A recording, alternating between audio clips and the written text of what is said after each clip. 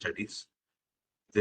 We conduct online webinars on a periodic basis from CTS to reach out to people who are interested in plantation studies. And this is the seventh such webinar that we are doing today.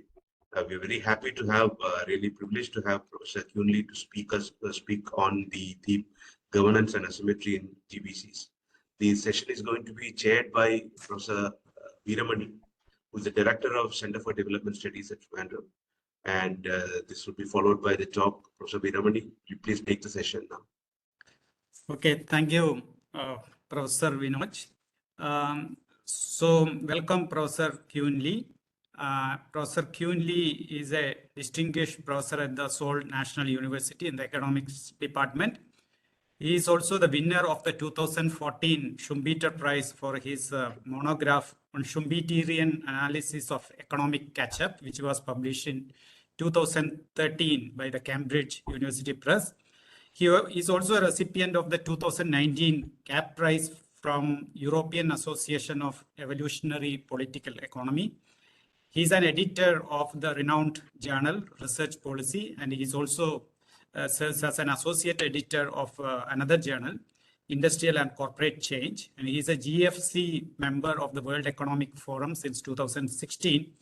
He served as the president of the International Schumpeter Society and also as a member of the Committee for Development Policy of the UN. Professor Lee obtained his PhD in economics from the University of California at Berkeley.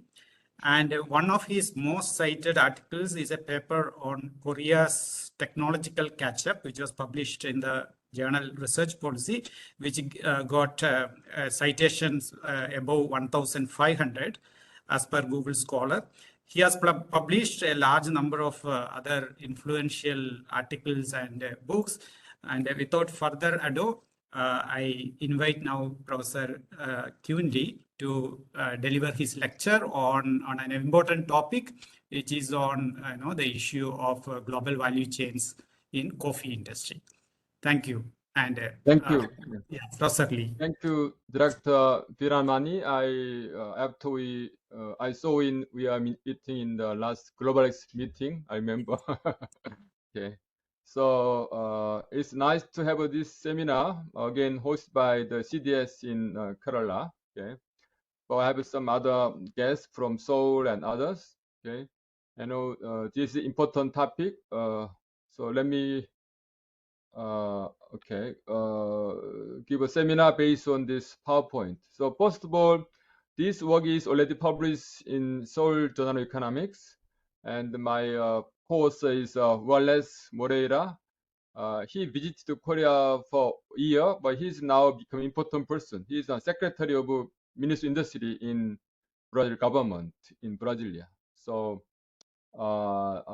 we worked on this paper while he was in visiting Seoul, Korea. Okay. So I also went to Brasilia last July. I had many discussions with the bureaucrat in Brazilian government about industrial policy and so on. So my topic today on coffee industry also try to make more for emerging countries in the coffee industries. Okay. Next. Okay, this shows what I mean by asymmetry in coffee value chain. So this on the left side, the share by three emerging countries who are big player in coffee industry. They are Brazil, Vietnam, Colombia. Their share in coffee production is almost 60%, very big. And also their share in export of unprocessed coffee is almost 60%, very big. But if you turn to right side, but their share in the export processed coffee is only 1.5%. Okay, that means they basically produce and export unprocessed or low value added coffee. Okay, but not much role in terms of exporting money, in terms of exporting processed or branded coffee. Okay, on the right side we have a situation of advanced countries who are the three big player in coffee industry. They are Switzerland, Germany, and Italy. And their share in production is zero. So they don't produce any unprocessed coffee, but their share in the export to processed coffee is 53%. Okay. And their share in global coffee trade balance or supplies is 95%. Okay. So it means big asymmetry. Emerging countries produce and export unprocessed coffee or low value added, whereas advanced countries in charge of exporting and making money in processed or roasted coffee. And this is the beginning of my motivation for study these sectors. Okay. Next.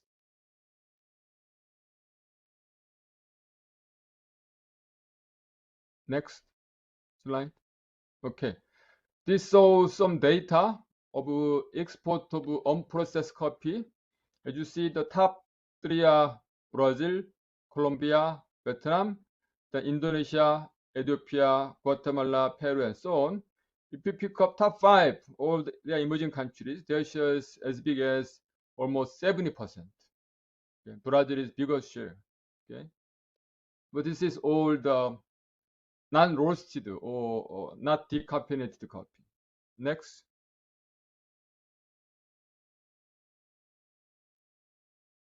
Now this shows who are exporting processed coffee. Okay.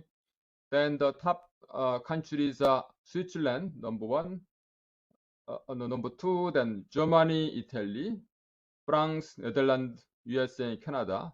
Their shares also, if you count top five or six, almost 70%. So sharp contrast. Okay. So other countries are in charge of exporting of the roasted coffee. Okay. Next.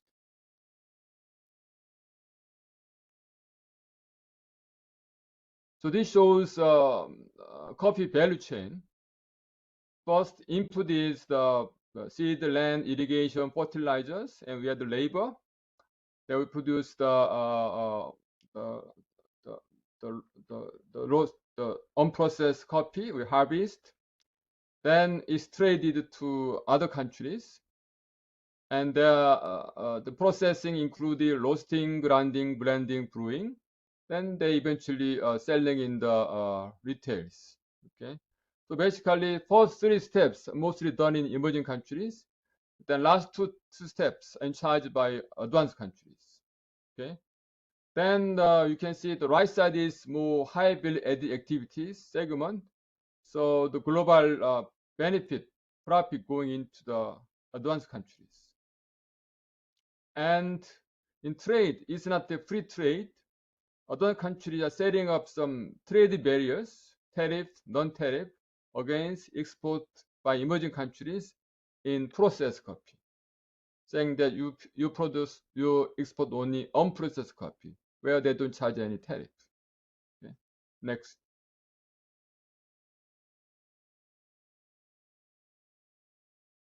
Okay, so the research goal is to asking whether it can be possible to change this asymmetry. Okay, so in dealing in this case, we rely on several theoretical framework. First is that I have papers on GBC. In other words, latecomer countries should join GBC, learn from them, then create more domestic value added. That means less reliance on GBC. After you build up your capability, you got to join global value chain again. So I call it in, out, in, this non-linear pattern. The idea is that the more is not always the better. In other words, emerging countries should be able to create more domestic value added rather than keep relying on GBC as a supply of the raw materials. Okay.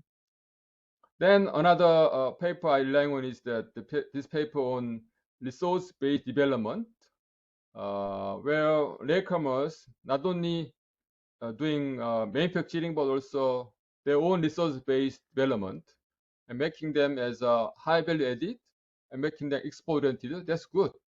That's why Malaysia is doing much better in terms of these resource sectors. rather than their manufacturing. Okay? So I'll explain this briefly, but question is how to make coffee sector more high value added and more export oriented in emerging countries. Next.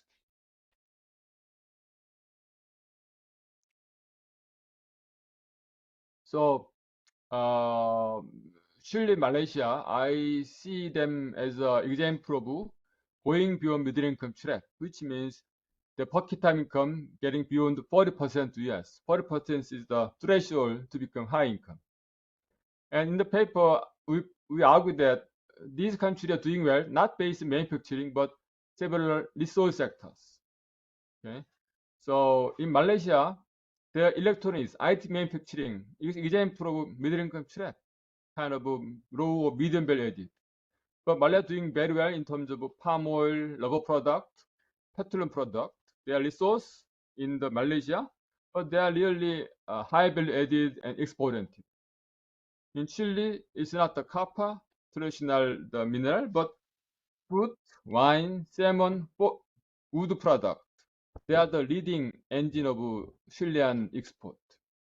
Also, this common success factor is done by free market, but there was active industrial policies for building capability and upgrading in GBC and increasing local ownership, in placing multinational ownership. Next. So this shows the trade balance. Who are contributing? Which sectors are contributing to trade surplus or deficit in Malaysia? Of course, manufacturing, E&E sectors are traditional export, but you see these sectors are producing more surplus to Malaysia than IT manufacturing. They are the petroleum, palm oil, rubber product. The rubber product means usually condom. So these three sectors together doing more to trade balance to Malaysia than the electric and electronic sectors. Okay. Next.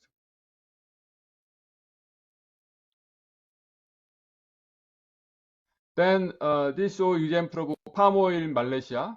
Okay, the share of export crude palm oil versus processed palm oil. In early days, 70s, Malaysia also used to export unprocessed crude palm oil. But since 80s, they're exporting more and more processed palm oil, more high value added. So nowadays they don't export any crude palm oil, but all exporting processed palm oil. And now palm oil is second largest contributor to trade and fourth largest contributor to their GDP. Export earning is more than almost 30 billion US dollars, a lot. Okay. How is done? That's the question. Next slide. Next slide.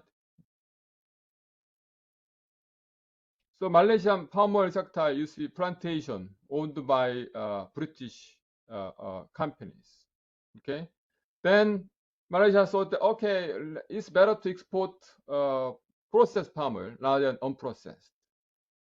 When they start exporting unprocessed palm oil, European countries, especially British, charged tariff, not on crude, but only on processed palm oil, saying that you guys don't have to export processed, but only keep exporting crude palm oil. Okay. So Malaysia now charged export duties against crude palm oil, so that discourage exporting of crude palm oil, but encouraging export to processed palm oil. That's not enough. So Malaysia did one more step, very important step, which is that they took over plantation British company in the stock exchanges by hostile takeover by market, by Brazilian public companies. So this ended the war. Okay. So since then, all plantation become Malaysian ownership, and they are able to promote further export of this processed palm oil. And they added more R&D support, physical incentives. They set up Palm Oil Research Council, Oil Palm Genetic Laboratory to make palm the oil palm farmer really high value added and knowledge based industry. Okay, so this is story. That's what happened to Malaysian farmer, which become now #1 in the world. Okay, they are making a lot of dollars. So I thought that same thing should happen to coffee industry. Okay, that's my whole story. Okay, next.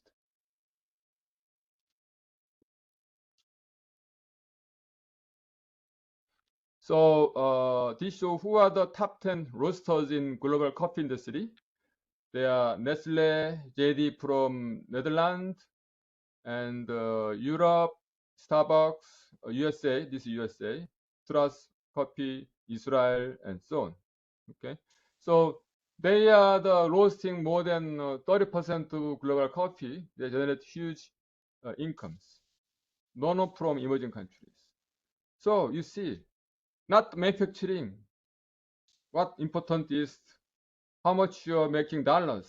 It doesn't have to already manufacturing. It can be this resource agriculture product. Okay. Next.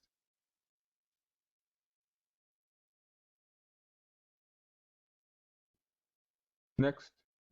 So Oxfam has some research report saying that talking about asymmetric distribution of values in coffee industry. So coffees are vulnerable to a lot of price fluctuation.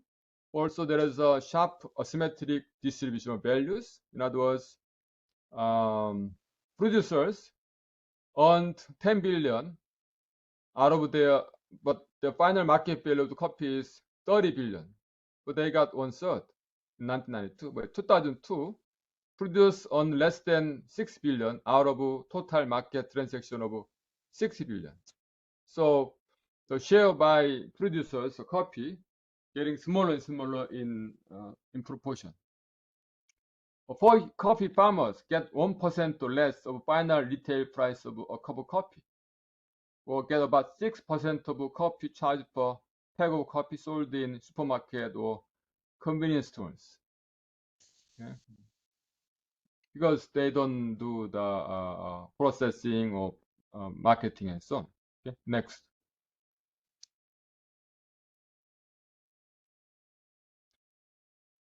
So this shows the price of non-roasted and roasted. So non-roasted 1 kilogram get only $2.4. We roasted more than doubles. It's exported by emerging countries. But in the case of advanced countries, the coffee price is more than 2 times, both unprocessed and processed. That means to make money, you have to export roasted coffee, not the unroasted coffees. Okay. Next. Next. And this trade is not that free trade. There is a tariff barriers, as I mentioned. So European countries charge tariff about 8% on processed coffee, but 0% on unprocessed coffee. Very asymmetric tariff. Japan imposes 20% on processed, but 0% on unprocessed. USA charge tariff about between 10 to 15%, but 0% on unprocessed coffee. So this is to protect the coffee producers in advanced countries against emerging countries. Of course, emerging countries also charge tariff. The Brazil charge same tariff, both on processed and processed. Okay. Only Vietnam charge more tariff on processed coffee. But more or less, they should charge more export taxes on unprocessed coffee, as Malaysia did, to discourage export unprocessed but encourage processed coffee. Yeah. Next.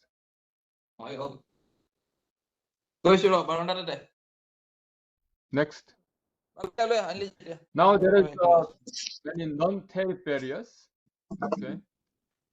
And then the advanced countries has some non-tariff barriers, more on processed than unprocessed coffee, and much more than Emmanuel, there's somebody who is speaking. Can you mute?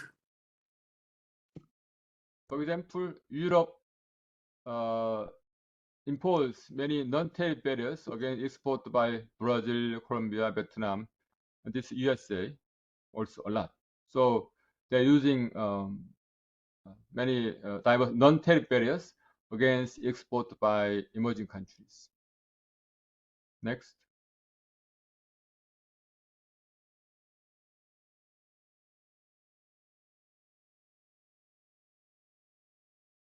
Whereas emerging country also does some non-tariff barriers, but much less than advanced countries. Brazil, almost nothing, no non-tariff barriers. And Vietnam did a lot. Maybe that's why Vietnam protect their market successfully against Starbucks. In Vietnam, Starbucks no success at all in Vietnam market. All Vietnamese brand coffee in Vietnam. One of few countries who are successfully protected their market against Starbucks. Maybe due to many non-tariff barriers.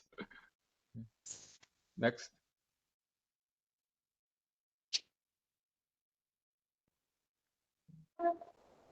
Next.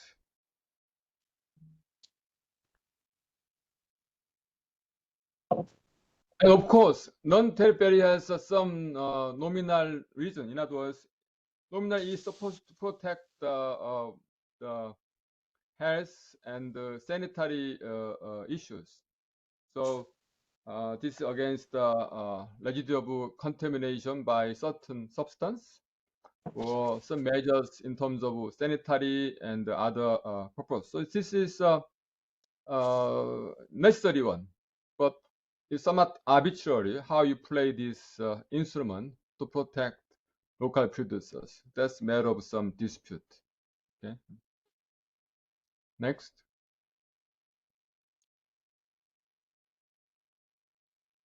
Next. Then let's briefly look at situation in coffee sectors in these big three big players: Brazil, Vietnam, Colombia. It's somewhat descriptive, but Vietnam, Colombia is more export-oriented than Brazil. So they export more than 80% of coffee to export. But Brazil, 65%. Brazil is big domestic market. They tend to focus on more domestic market. Whereas Vietnam, Colombia are more aggressive in foreign market, but still they mostly export unprocessed coffee and get some trade surplus. Oops, my PowerPoint disappeared.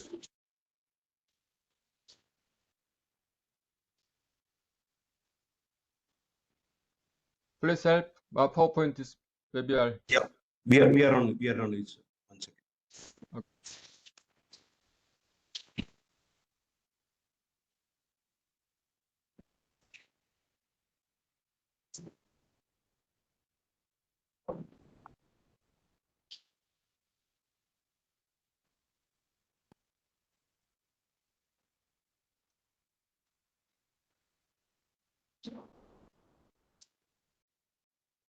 Sir, is it viewable, sir, now?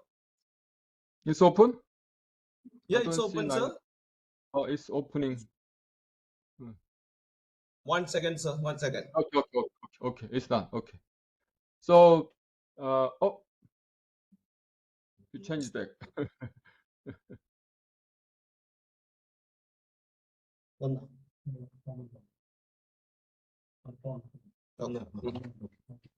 Anyway, in three countries, coffee represent more than 10% of their agricultural GDP. So very important. Okay. Next. Next. So this shows some data. For example, Brazil has the biggest production, much bigger than Colombia or Vietnam, but they don't do much export. So I think Brazil can be more export-oriented. Okay. So total export, coffee export is only 2%, 3% in Brazil, but Colombia 7% and so on. Okay. Next. What's going on?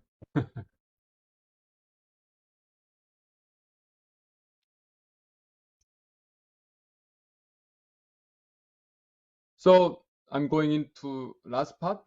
So what can be done to change this asymmetry? Okay. In the meantime, I hope the PowerPoint come back. Okay. So first thing we can do is that emerging countries would form a cartel like OPEC in oil. Okay. So because the top 10 emerging countries together, their share in production is almost 90%. 3 countries together, 60%. So they could have a big market power. Okay. That's what happened to OPEC in early days. They didn't have much market power, but gradually the market power grows. Okay. So their retail price increased more than 3 times after the cartel. Okay. So they can use the market power to use as bargaining, saying that, okay, other countries, please remove your non-tariff barriers or make it simple, more transparent, or remove your tariff against export of processed coffee by emerging countries. So otherwise, we can say we will form a cartel. Actually, there is a cartel cacao by several African countries. Okay, so Africa export all cacao, they import all chocolate. They should export chocolate rather than cacao.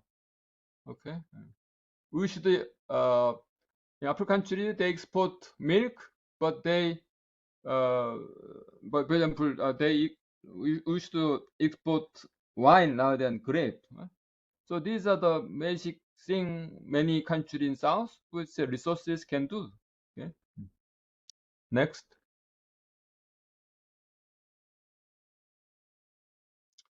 And the next step is merger and acquisition. In other words, now the coffee producers are small, too many in emerging countries. We can make them big by domestic M&A consolidation. That's what Malaysia did.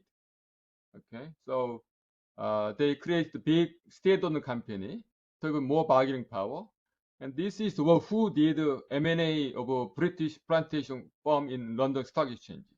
So that's the international M&A. Okay, so you can buy some of the Western brand coffee industry, coffee company, whenever they go some financial trouble week.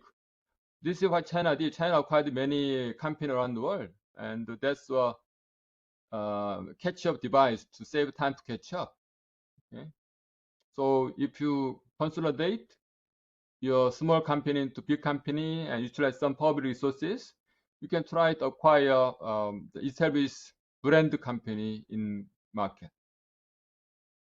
Yeah. So Brazil, Colombia, Vietnam is some kind of public agencies that can be a basis for making some big.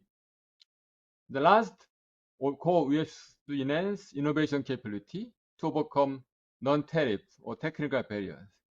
You got to make your coffee more in terms of safe, in terms of sanitary or other conditions. This requires investment R&D. That also happened to the Malaysian farmer industry. You have to have your coffee quality certified by some agencies. Okay, this is the way to overcome technical barrier to trade. We got to improve processing and production method, packaging, and labeling to meet demand of a consumer. This is your job. Okay. Also, you might consider charging export tariff on unpressed coffee export from your countries, emerging countries, but zero tariff on processed coffee. This is to change the trade structures. Okay. Exactly, that's what happened to Malaysian palm oil sectors. So Malaysia, they introduced export tax on crude palm oil, or low taxes on processed, more high value added palm oil. which made domestic price of crude and processed palm oil deviate from the international market. Okay. Next, I guess that's the end. Okay, thank you. Thank you.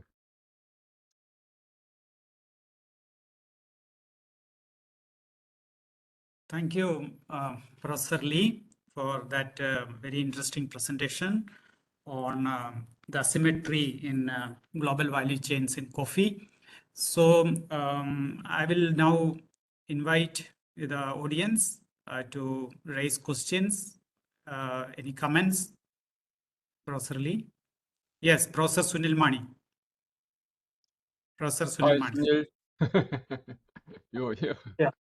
Yes, Professor Lee, thank you so much for your very nice presentation and also all the data that you have shown.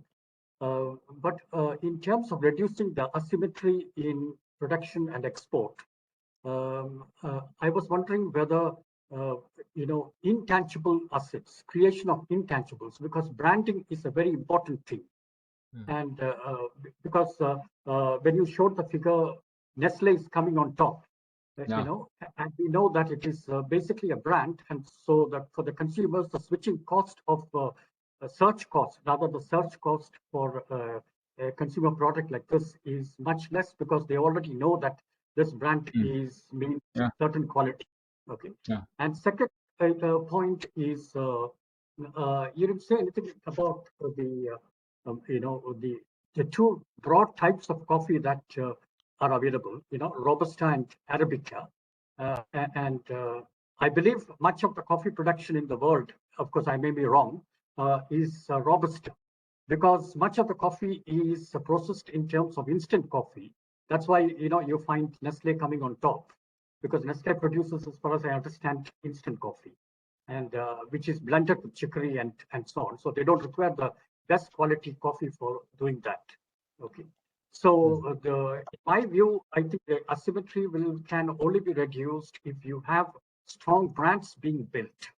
So I'm not sure whether it can be done through state-owned undertakings, like what you are suggesting, like Petrobras exporting coffee and so on. You require much more, because if you look at all the major brands, excepting for a few brands which are state-owned, most of them are from the private sector, because the brand building is not just the quality of the technology, but also a number of other factors. Because Nestle coffee is not exactly the best one available, but still it is having such a large share.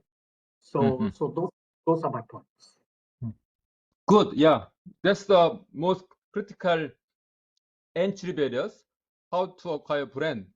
So my suggestion is simply acquire some of those brands.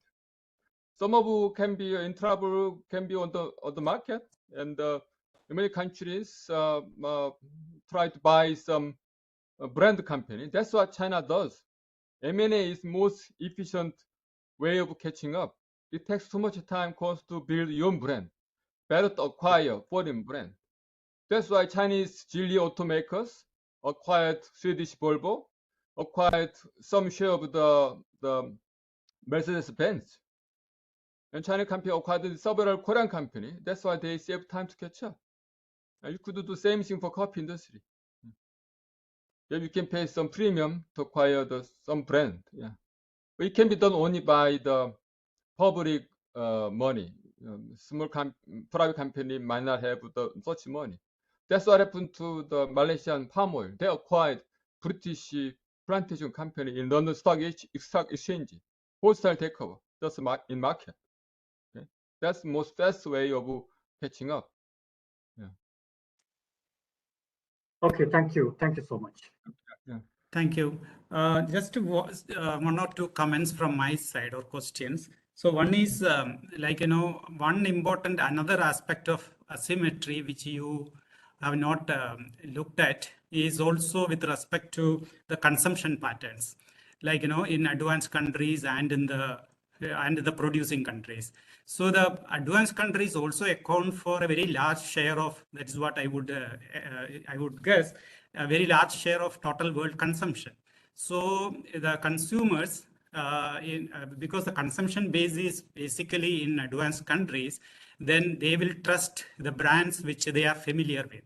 Like, a point that Professor Mani also pointed out. Like, so acquiring the land, the brand might be a way of doing that, provided that brands face some kind of difficulties. But then this problem will still arise, that the consumption still, because it is based in advanced countries, the advanced country consumers may prefer the brands which they are more familiar with, or homegrown brand. So that is one problem in addressing that issue. So another comment that I will have is that the problem that you are talking about, this asymmetry, is not only found, can not only be seen in products like coffee or tea, but also in many other manufactured products, like, for example, clothing or shoemaking, footwear. All these areas, you see a very similar type of asymmetry, because basic raw materials go from developing countries, like, cotton, yarn, and all are produced by countries like India or Pakistan. And garment stitching is made in Bangladesh, but actual brand are based in advanced countries. So this type of global value chain is not unique to coffee or tea. It is can be seen a large number of labor-intensive manufactured industries. So I don't think here there is anything really unique about coffee, about the kind of asymmetry that you are talking about. It is a more general. Now, the answer to that problem, of course, is upgrading, and in the global value chain. But what is the way to get into that upgrading, or or achieve that upgrading?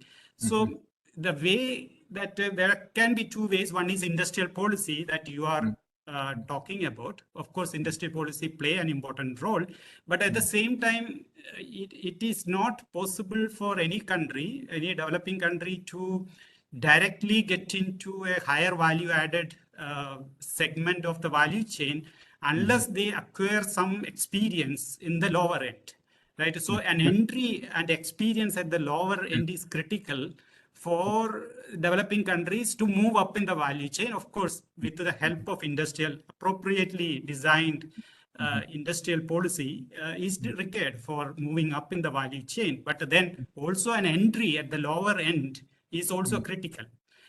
Because there are several examples, like, countries initially enter into assembly of electronics or automobile and then move up in the value chain. In India, we have a very good example of automobile industry where, initially we were, an assembly hub, like, for Maruti, Suzuki. But later on, a very comprehensive ecosystem of automobile were developed in India. So there are, so entry at the lower end is also critical. And this is already there, as you rightly said, for in this sector. But then moving up in the value chain, the main problem that I find is the consumption pattern, which also need to be shifted to developing countries. They should also account for a large share of consumption for addressing this. And finally, another point is that the cartel formation as a way out that you suggested. One problem with that approach, in the case of oil, it is relatively easy because oil is a homogeneous product. Like, it's like there's not so much of product differentiation in oil.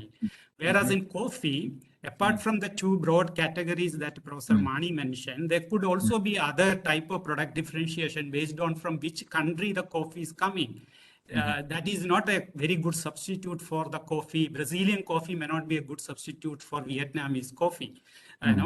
So there are significant product differentiation, even if this is a primary product. So that would create some trouble in terms of cartel formation, because there could be competition among them, and each type of a variety of coffee can have a particular price and quality and market power. So for all of them to come together, like in the case of oil, may be practically difficult here. Yeah. So these are my comments. Okay. So I agree, the Ramani, I agree with the point that this issues of asymmetry is happening in many sectors, not only this resource, but also manufacturing. So we generally it's problem of how to upgrade from OEM to OBM, own equipment manufacturing to own brand manufacturing. And there are several routes, as I mentioned, M&A, or you can try to build your own brand. It might take time, but there are some success cases. I have a paper on this, in and out in paper. We discuss case of footwear, shoes sectors in Brazil. Brazil used to be the biggest shoe exporter in globally. They used to be all OEM. They are producing the shoes for the foreign brand. Okay, but eventually they all died out because the rise of China as a cheaper production site. But 3 companies in Brazil tried own brand manufacturing. They are the who survived to the last moment, still going on. So if they know this trend, track, they could try their own brand building. It might take time, but that's the eventual way to survival in the market. So 3 companies in Brazil tried their own brand. They stopped serving to the foreign brand. They promote their own brand. They are the who now prospering nowadays. In Korean company, there is a plush toy maker. In Korea, used to be in 80, there are 700 OEM plush maker in Korean territory, but they all disappeared nowadays because cheaper wages are emerged replacing Korea. So there are 10 ODM company in Korea. There's only one company succeeded in become OBM. That's Aurora World company, which I studied.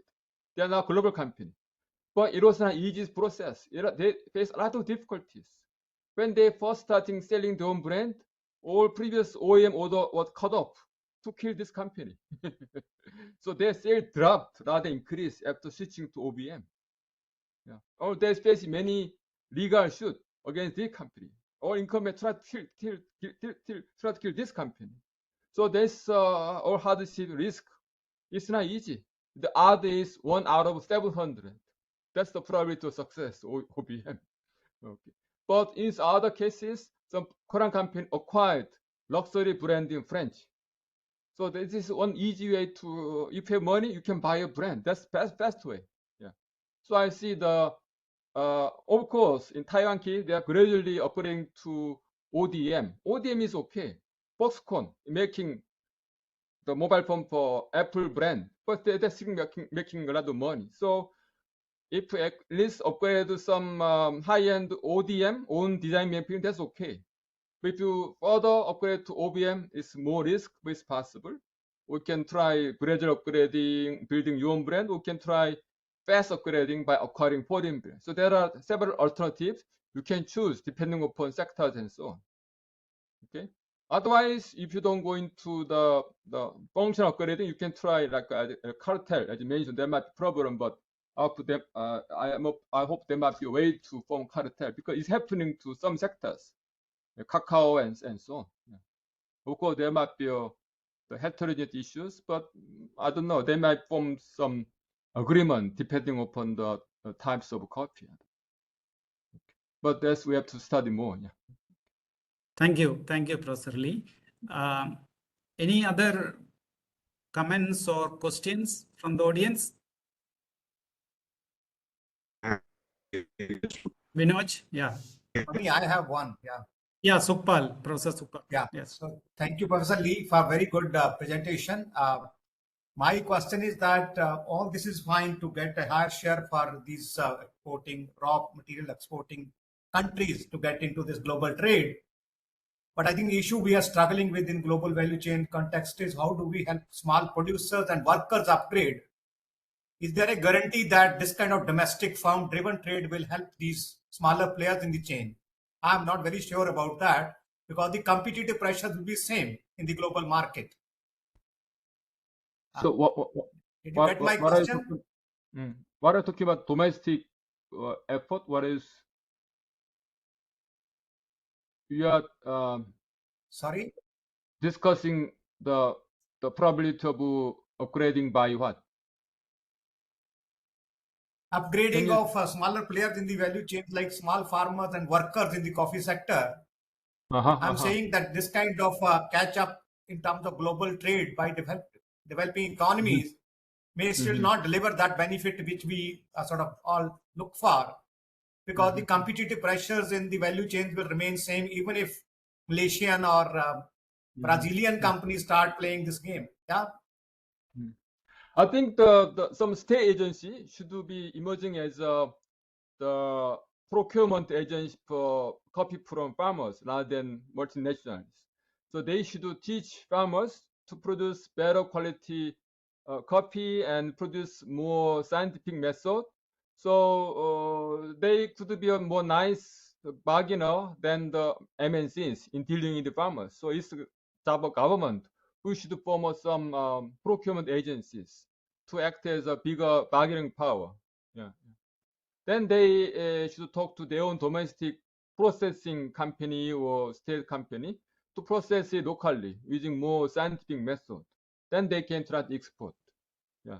At least even without trying brand, they should have more things done in locally in terms of processing rather than exporting unprocessed. That's the case of the diamond sector in Botswana. They used to export all the unprocessed diamond to De Beers, the multinational diamond company. But Botswana government has a deal with De Beers. Unless you promise to promote local processing industry in Botswana, I will not renew your contract of this diamond production. So that's when the De Beers company agreed to promote the processing industry in Botswana. So it's a matter of some kind of a political deal. It involves political economy. There are structural barriers. That means to break them, you got to have some structural intervention by government. Otherwise, small farmers have no bargaining power, as you mentioned. Nothing changed. Yes. Thank you. Yeah. Thank you. Vinoj, Professor Vinoj.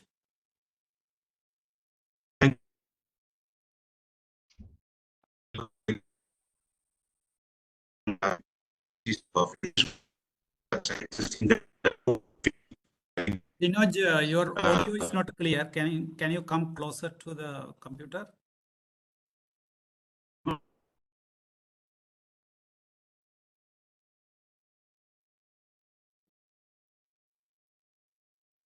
Your voice is breaking, Vinoj.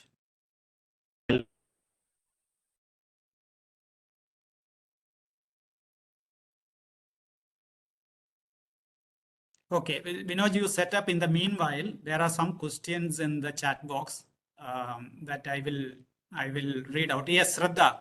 Shraddha, I see your question. You can ask it yourself. Shraddha, please unmute and ask. Yeah. Thank you, sir. Sir, just to build on the last point you mentioned about structural issues, to give an example of industrial policies taken by Malaysia for the palm oil sector. But my query is, are these sectors like coffee sector vis-a-vis palm oil sector, what would be the structural differences in these sectors which would have hindered such initiative in coffee? Like, are there differences in how production is organized, or who are the stakeholders, or what basically we call as political economy of any sector? So what policies work for one sector, can they be thought out for the other sectors too? So that's my...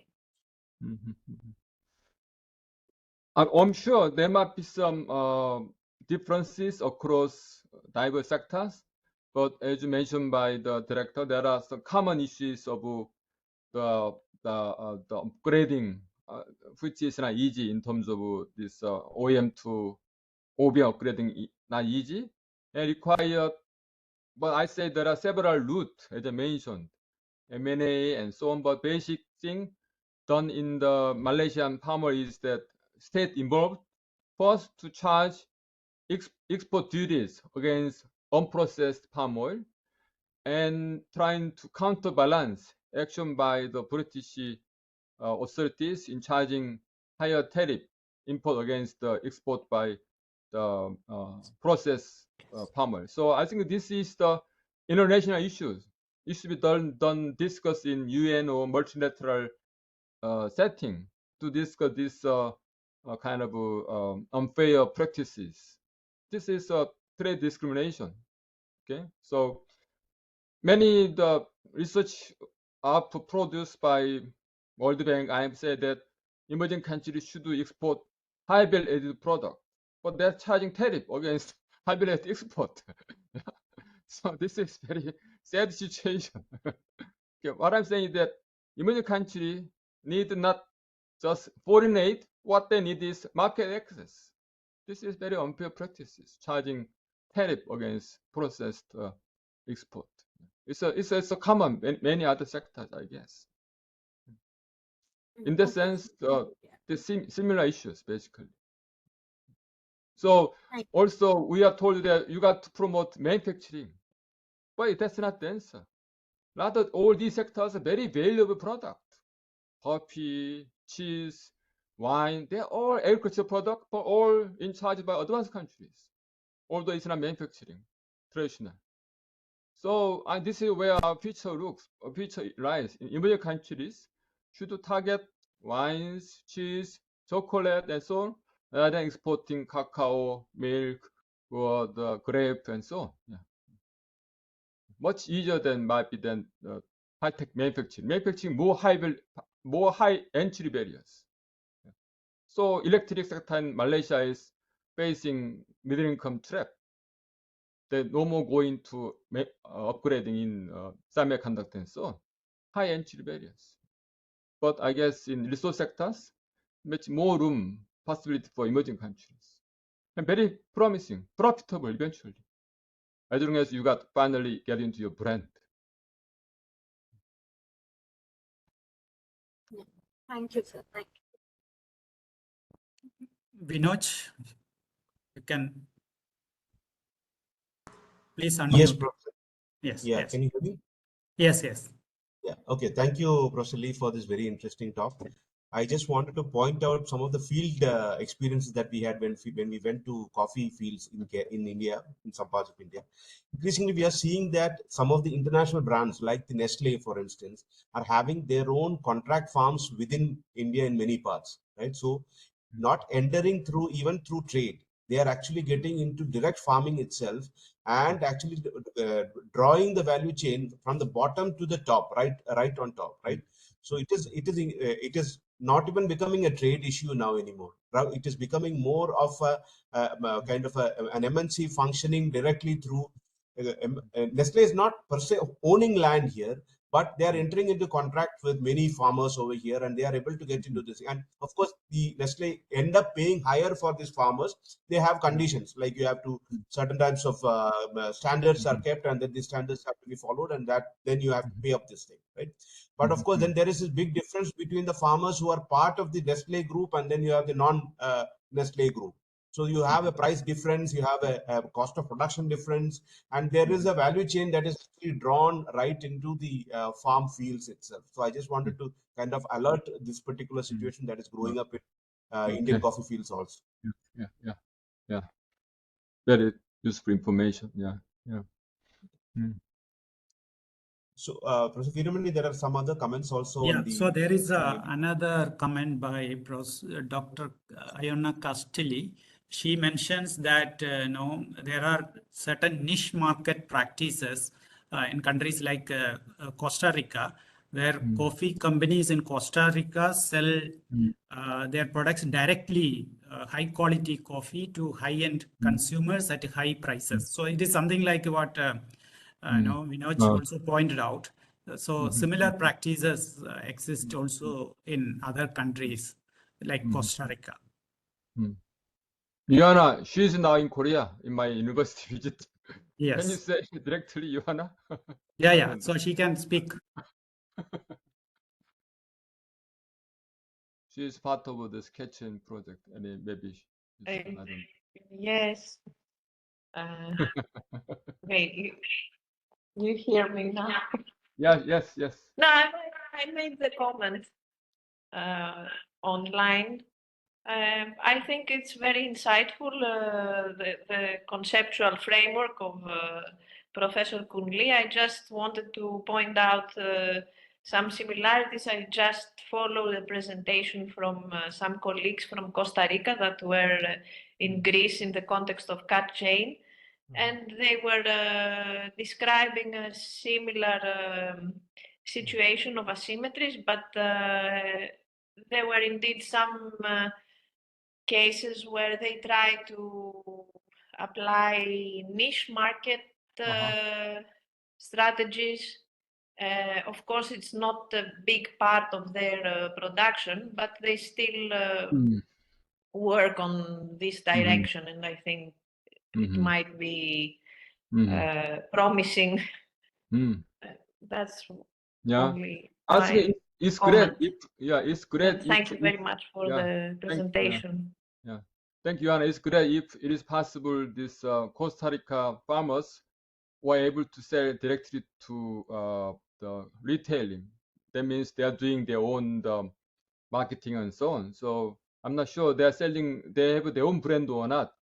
So I don't know detail, but this is a good way eventually. In other words, there should be more direct contact between the farmers in or producers in emerging country and market in advanced countries and so on. It's what I understood that they try to build a network with direct selling. Yeah, the company I mentioned, the Korean plush toy makers, Ora World. The impression I got. So So, and it's an important way to avoid all this part where you lose power. In fact. Yeah. So that require we have a good quality coffee and put up money to set up your own marketing channel in consumer market. It's a big investment. It's risky. Yeah. But if you can do it on your own way, that's a way to long-term success. Although you might encounter some problem in the middle. Yes. And that's the case with 3 Brazilian shoemaker cases. They did all these things themselves. They set up their marketing channel. They establishing their own brand power and so on. I think the Vietnam company is doing this way. They're trying to be more aggressive in foreign market. Okay. Any other questions? Yeah, can I add something? Yes, Hi. yes, please. Hello, Please. hello, everybody. It's so good to be united here, everybody, actually. Well, thank you, Professor Lee, and thank you, Professor Veramani, for hosting this. And well, I'm talking from India. Actually, I'm here in Trivandrum at CDS, and it's good to be here from Korea, India, Greece, and Spain at least. Very good, very good. So mine is it's a comment rather than a question. I mean, what can be done? And you suggested as a very radical and extreme solution, the formation of a cartel. And well, I find it very interesting as a solution, and and I'm also thinking that it would be a revolution, and it would provoke an earthquake within the World Trade Organization. And my question basically is whether you know or you have some knowledge about any attempt or previous attempt to forming a cartel in the coffee sector, and what the reactions were. Thank you. Good point. Yeah. As you mentioned, I'm not sure there might be many difficulty in forming cartel, but I don't think there is any previous attempt in coffee industry to form cartel. But as I mentioned briefly, there is a case of cartel in cocoa among African 3 or 4 countries. If you search internet, there are many information about this. They also have same trouble, but it's still going on. And couple of industry country in Africa, they have formed the cacao cartel. But there are many debates internationally about this one. Very controversial case. But even now in the rares, Indonesia trying to set up export ban on some their nickel or something, which rares for semiconductor batteries. So many attempts by emerging countries to grab more of their value added in some mineral and so on. I see. Thank you. Yeah. Any other So question? some people are doing research on this cartel in cacao sector. I know some researchers working on these cases, cacao cartel. Any more questions or comments?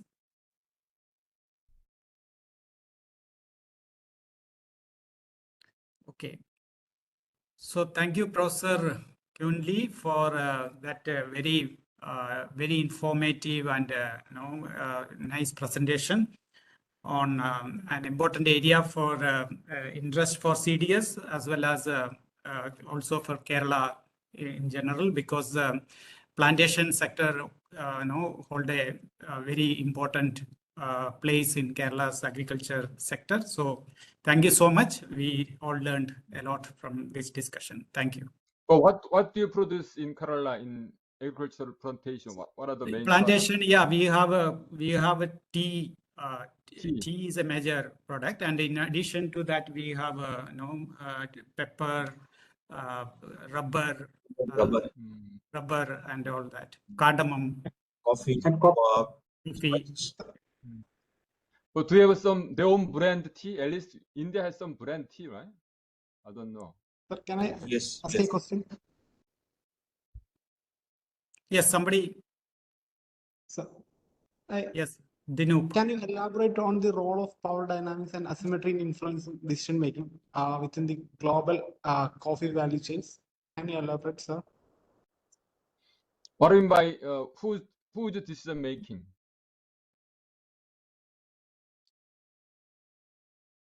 Decision making over what or by whom? Dinu, can you ask that question once again? Sir, the role of power dynamics and asymmetry in influencing decision making within the global coffee value chain. Can you elaborate the role of power dynamics? Yeah, but do you hear me? I'm asking decision making by whom or by about what? What kind of decision making you are talking about? So, especially the developing countries, like the power dynamics is involving the decision making related to asymmetric information. So, Decision making of what? I mean the the role of power dynamics and asymmetry in influence decision making within the global coffee value chains. I will type my question in the chat box. Yeah, so I I know. think Dr. Dinu, Mr. Dinu, I think he was referring to that aspect in his presentation, that mostly the market power in processed in value-added sector rest with advanced country lead firms, but the low value-added products are produced mostly in developing countries. So there is definitely an asymmetry there. So prices and all is made by decisions about pricing and all that is made mostly by the lead firms. So that is, and he's talking about that, and what is the way out, what are the possible ways in which you can correct that imbalance. Okay, thank you very much, sir. Actually, I missed that part due to traveling. Thank you very much, sir. Okay, thank you so much, and we'll close it here. Vinod, anything you want to say? Nothing much. Thank you very much, Professor Lee, for being here, for readily accepting our invitation to be part of this seminar series. And thank you all for participating and being active participants in the thing. We will continue to have more webinars of this type in future. Please cooperate whenever you have time. Please join, and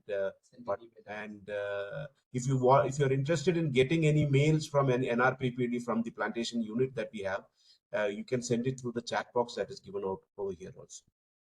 Thank you very much. Thank you very much. Thank you, Professor Veeramani, also for chairing the session. Thank you. Okay. Thank you. Bye. Bye. Bye-bye.